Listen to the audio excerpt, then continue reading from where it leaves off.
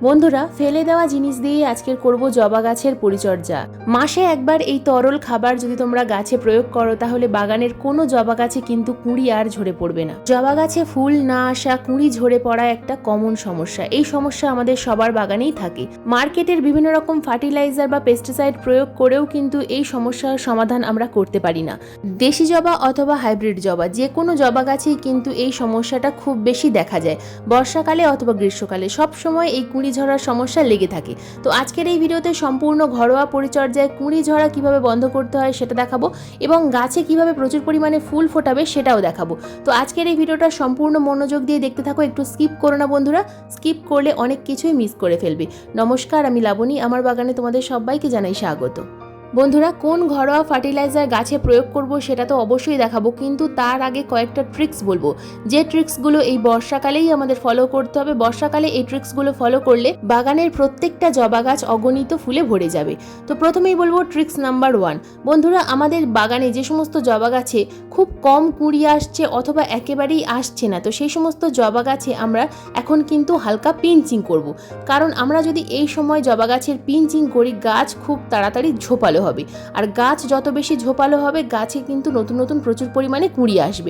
আমরা সবাই জানি বৃষ্টির জলে থাকে প্রচুর পরিমাণে নাইট্রোজেন, আর এখন যেহেতু বর্ষাকাল, প্রায় প্রতিদিন সব সময় বৃষ্টি হচ্ছে, আর বৃষ্টির জল গাছ পাওয়ার সাথে সাথেই গাছের খুব ভালো গ্রোথ হচ্ছে, যে কারণে গাছের পাতা তো খুব সুন্দর সবুজ হয়ে যাচ্ছে, কিন্তু গাছে কিছুতেই কুঁড়ি আসছে না। যে কোনো গাছের ডগায় থাকে গ্রোথ হরমোন, আর আমরা যখনই সেই গাছের মাথা বা ডগা হালকা করে কেটে দেব তখন কিন্তু গাছ ঝোপালো হবে এবং সেই গাছে প্রচুর পরিমাণে কুঁড়ি আসবে। Tricks number 2। বন্ধুরা, এই বর্ষায় আমাদের বাগানের অনেক জবা গাছে কিন্তু প্রচুর পরিমাণে ফাঙ্গাসের আক্রমণ হতে পারে।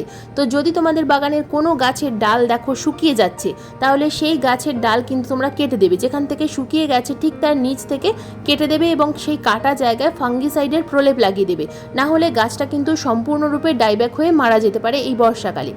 এরপর ট্রিক্স নাম্বার 3।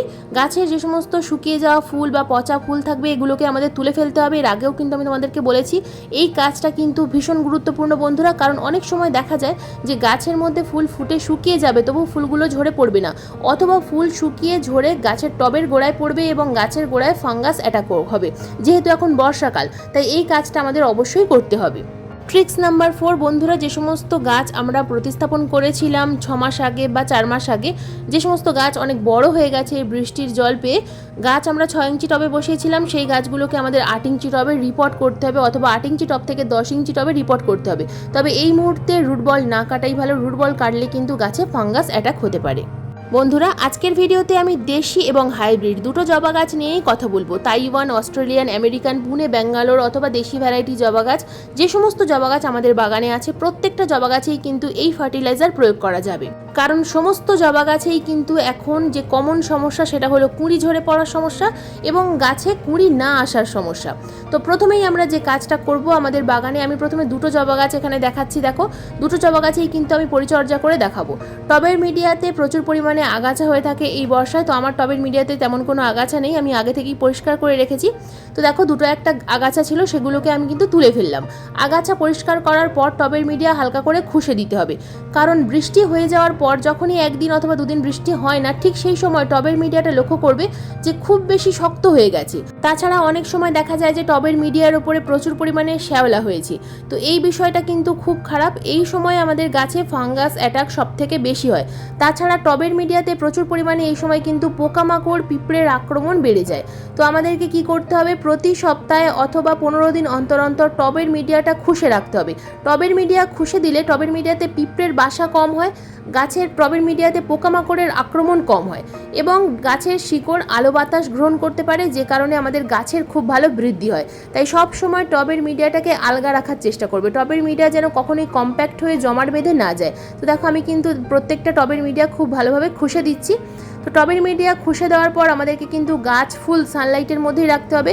ছায়া জায়গায় থাকলে এখন ফাঙ্গাস অ্যাটাক বেশি হবে, গাছের কুঁড়ি বেশি ঝরে পড়বে এবং গাছের অনেক রকম সমস্যা দেখা দেবে, গাছের ডালে ফাঙ্গাস অ্যাটাক হবে। তো মাটি এরকম রোদ্দুরে রেখে দিলে মাটি কিন্তু ঝুরঝুরে হয়ে যাবে। যদি রোদ্দুর না হয় তাহলে তোমরা কিন্তু একটা আর্টিফিশিয়াল পলিথিনের সেট বানিয়ে কয়েকদিনের জন্য রাখার চেষ্টা করো, তাহলে তোমাদের বাগানের হাইব্রিড জবা গাছগুলো সুস্থ থাকবে। এবার আসি ফার্টিলাইজারের কথা। এই সময় আমরা যে ফার্টিলাইজার গাছে প্রয়োগ করব, তো প্রথম যে ফার্টিলাইজারটা আমি দিচ্ছি এটা হলো গোবর সার, শুকনো গোবর সার, পুরনো শুকনো গোবর সার দিচ্ছি। যদি তোমাদের কাছে শুকনো গোবর সার না থাকে সেক্ষেত্রে ভার্মি কম্পোস্ট অথবা পাতা পচা সার দেওয়ার চেষ্টা করবে। 6 ইঞ্চি টবে 1 মুঠো পরিমাণ গোবর সার দিলাম, 8 ইঞ্চি টবে 2 মুঠো পরিমাণ পুরনো গোবর সার প্রয়োগ করলাম। কাঁচা গোবর সার কিন্তু কখনোই টবের মাটিতে এই বর্ষাকালে প্রয়োগ করার চেষ্টা করবে না, কখনোই কাঁচা গোবর সার টবের মিডিয়াতে দেওয়া উচিত নয়। এরপর আমি এখানে দেব নিমখোল। বন্ধুরা, টবের মিডিয়াতে প্রতি মাসে 2 বার করে নিমখোল দেওয়ার চেষ্টা করবে। নিমখোল যদি না থাকে সেক্ষেত্রে হলুদ গুঁড়োর ব্যবহার করবে। নিমখোল অথবা হলুদ গুঁড়ো টবের মিডিয়াতে যদি তোমরা 15 দিন অন্তর অন্তর প্রয়োগ করতে পারো, টবের মিডিয়াতে পোকামাকড়ের আক্রমণ খুব কম হয়। 6 ইঞ্চি টবে 1 চামচ পরিমাণ, 8 ইঞ্চি টবে 2 চামচ পরিমাণ প্রয়োগ করলাম। এরপর যে খাবারটা দেবো এটা হলো পটাশিয়াম সমৃদ্ধ খাবার। পটাশিয়াম, ম্যাগনেসিয়াম, ফসফরাস সবগুলোই আছে এর মধ্যে। এটা হলো পাকা কলার খোসার গুঁড়ো। এই পাকা কলার খোসার গুঁড়ো যদি না থাকে সেক্ষেত্রে তোমরা কিন্তু এখানে পেঁয়াজের খোসার গুঁড়ো ব্যবহার করতে পারো। পাকা কলার খোসার গুঁড়ো আমি এটা বাড়িতেই তৈরি করি, তো যে কারণে একটু গোটা গোটা হয়ে রয়েছে। তোমরা যদি বাড়িতে তৈরি করতে পারো ভালো, না হলে তোমরা অনলাইনে কিন্তু খুব সহজে এটা পেয়ে যাবে। আমি ডেসক্রিপশন বক্সে লিঙ্ক দিয়ে রাখবো, তোমরা চাইলে কিন্তু বাই করতে পারো। তো এখানে দেখো আমি ছোট টবে 6 ইঞ্চি টবে 3 চামচ দিলাম আর বড় টবে 5 চামচ পরিমাণ কলার খোসার গুঁড়ো দিয়ে দিলাম। এরপর দেবো এপসাম সল্ট। বন্ধুরা, এই এপসাম সল্ট অর্থাৎ ম্যাগনেসিয়াম সালফেট, এটা আমাদের গাছের কুঁড়ি ঝরা আটকায়, গাছের পাতা সবুজ করে। এই এপসাম সল্ট আমরা গাছের পাতায় স্প্রে করতে পারি, আবার টবের মিডিয়াতেও প্রয়োগ করতে পারি। এখন যেহেতু বর্ষাকাল, প্রতিদিনই বৃষ্টি হচ্ছে, তাই দেওয়ার সাথে সাথেই যদি বৃষ্টি হয়ে যায় তাহলে কিন্তু কাজ হবে না, যে কারণে আমি কিন্তু এটা টবের মিডিয়াতে প্রয়োগ করলাম। 6 ইঞ্চি টবে 1/2 চামচ পরিমাণ আর 8 ইঞ্চি টবে 1 চামচ পরিমাণ। এরপর যে খাবারটা দেবো এটা হলো ইউজ করা চা পাতা। ইউজ করা চা পাতা দুটো টবেই 1 মুঠো পরিমাণ করে প্রয়োগ করলাম। যদি ইউজ করা চা পাতা না থাকে সেক্ষেত্রে ফ্রেশ চা পাতা তোমরা 6 ইঞ্চি টবে 1/2 চামচ পরিমাণ আর 8 ইঞ্চি টবে 1 চামচ পরিমাণ প্রয়োগ করবে। মাটির পিএইচ যদি ঠিক না থাকে তাহলে কিন্তু গাছের কুঁড়ি ঝরা একেবারেই আটকানো যাবে না এবং গাছে কুঁড়ি আসবে না। তাই সব সময় এমন খাবার প্রয়োগ করতে হবে যেগুলো প্রয়োগ করলে মাটির পিএইচ ঠিক থাকে। মাটির পিএইচ যদি 7.5-এর উপরে উঠে যায় তাহলে কিন্তু কখনোই গাছে কুঁড়ি আসবে না, বা কুঁড়ি এলেও সেই কুঁড়ি ঝরে পড়ে যাবে। বন্ধুরা, এত কিছু খাবার প্রয়োগ করা সত্ত্বেও আমাদের গাছের কিন্তু কুঁড়ি ঝরে পড়ে। তাই এই কমন খাবার কটা প্রয়োগ করার পরেও আমরা দেব ক্যালসিয়াম। ক্যালসিয়াম সমৃদ্ধ খাবার হলো হাড়ের গুঁড়ো, চক বা ডিমের খোসার গুঁড়ো। এগুলো যদি আমরা আমাদের হাতের কাছে না পাই বা যদি প্রয়োগ করতে না পারি সেক্ষেত্রে আমরা যেটা প্রয়োগ করব সেটা হলো ক্যালসিয়ামের এই ট্যাবলেট। ক্যালসিয়ামের ট্যাবলেট আমাদের সবার বাড়িতেই থাকে, অনেক সময় এক্সপায়ার হয়ে যায়, আমরা খেতে ভুলে যাই, তো যেগুলো আমরা ফেলে দিই। তো এই ফেলে না দিয়ে আমরা যদি গাছে ব্যবহার করি তাহলে আমাদের গাছের কিন্তু ক্যালসিয়ামের অভাব দূর হয়। আর ক্যালসিয়ামের অভাবের কারণে আমাদের গাছের কুঁড়ি ঝরে পড়ে, গাছে কুঁড়ি আসে না, আবার অনেক সময় গাছের পাতাও হলুদ হয়ে ঝরে পড়ে। আরও বিভিন্ন রকম সমস্যা দেখা দেয় ক্যালসিয়ামের অভাবে। তাই এই ক্যালসিয়ামের ট্যাবলেটগুলো ফেলে না দিয়ে আমরা যদি আমাদের গাছের টবের মিডিয়াতে প্রয়োগ করতে পারি তাহলে দুর্দান্ত রেজাল্ট পাবো। তো এখানে আমি 1 গ্লাস জল নিয়েছি। 1 গ্লাস জলের মধ্যে আমি ক্যালসিয়াম ট্যাবলেটটাকে ভিজিয়ে রেখে দিলাম 10 মিনিটের জন্য।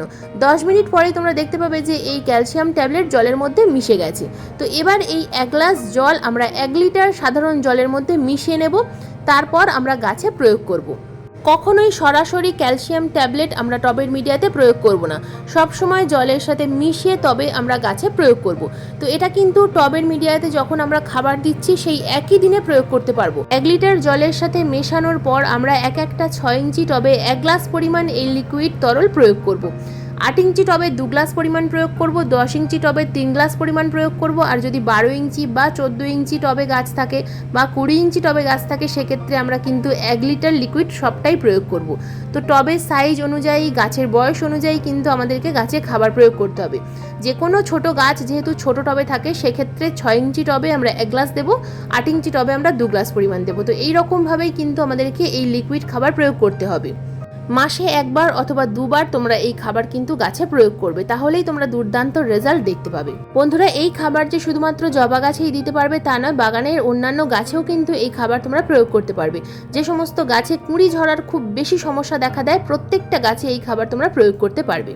খাবার প্রয়োগ করার পাশাপাশি গাছে অনুখাদ্য এবং কীটনাশক এই দুটো কিন্তু প্রয়োগ করতে ভুললে গেলে চলবে না বন্ধুরা। এই দুটো তোমাদেরকে প্রতি 15 দিন অন্তর অন্তর অবশ্যই গাছে প্রয়োগ করতে হবে। কীটনাশক হিসাবে তোমরা কাকা স্প্রে করতে পারো অথবা বেকিং সোডা জলে মিশিয়ে সেটাও স্প্রে করতে পারো। আর অনুখাদ্য হিসাবে তোমরা বায়োভিটা এক্স, সাগরিকা অথবা যদি তোমরা মোবোমিন বা অ্যাগ্রোমিন ম্যাক্স, অ্যাগ্রোমিন গোল্ড এগুলোর মধ্যে যে কোনো একটা গাছের প্রয়োগ করো তাহলে তোমরা গাছের কুঁড়ি ঝরা বন্ধ করতে পারবে। অতিরিক্ত বৃষ্টিতে টবের মাটি দীর্ঘদিন পর্যন্ত ভিজে থাকার কারণে গাছের কুঁড়িগুলো কিন্তু অনেক সময় ঝরে পড়ে। তাই যে গাছে খুব বেশি কুঁড়ি ঝরে পড়ছে সেই গাছগুলো তোমরা কিন্তু কয়েকদিনের জন্য পলিথিনের শেডের মধ্যে রাখবে, তাহলে দেখবে যে এই সমস্যাগুলো অনেকটাই কমে গেছে। বন্ধুরা, এই ছিল আজকের আমার ভিডিওর বিষয়বস্তু। আজকের ভিডিওটা যদি তোমাদের ভালো লেগে থাকে তো প্লিজ একটা লাইক করো, শেয়ার করো, হাইপ করো। চ্যানেলে নতুন বন্ধু হয়ে থাকলে চ্যানেলটিকে সাবস্ক্রাইব করে পাশের বেল আইকনটা প্রেস করে রেখো, কারণ এই রকম নিত্য নতুন ভিডিও আমি প্রতিদিন ঠিক সন্ধ্যা 6টার সময় আপলোড করি। ভিডিও আপলোড করার সঙ্গে সঙ্গে যখনই ভিডিও লাইভ হবে তোমাদের মোবাইল স্ক্রিনে অথবা কম্পিউটার স্ক্রিনে ভিডিও নোটিফিকেশন পৌঁছে যাবে। আজকের ভিডিওটা সম্পূর্ণ মনোযোগ দিয়ে দেখার জন্য তোমাদের সবাইকে জানাই অসংখ্য অসংখ্য ধন্যবাদ।